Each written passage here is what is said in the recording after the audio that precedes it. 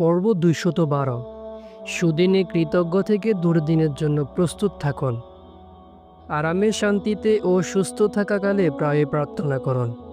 মুমিনের চরিত্র হলো যে সে শকরগুজার ও পাকা নিয়তকারী।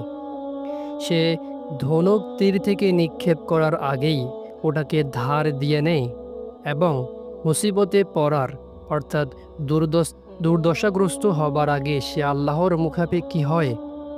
এ বিষয়ে মুমিনদের বিপরীত হলো ইতর কাফের ও অবিবেচক বোকা মুমিন।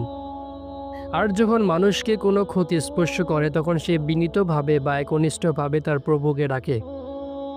অতঃপর যখন তিনি তার নিকট পক্ষ থেকে তাকে কোনো নিয়ামত দান করেন তখন সে যে আগে তার নিকট আবেদন করত সে কথা সে ভুলে যায় এবং সে আল্লাহর সমকক্ষ দাঁড় করায়।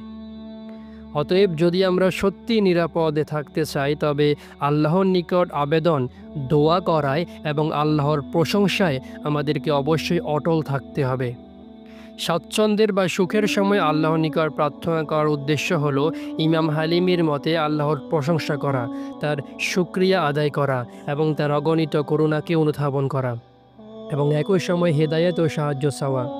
আপনার ত্রুটি বিচ্যুতির জন্য ক্ষমা চাওয়াও জরুরি। আল্লাহর যে হক আপনার উপর আছে আপনি যতই চেষ্টা করুন না কেন তা আপনি কিছুতেই পুরোপুরিভাবে সম্পূর্ণ করতে পারবেন না।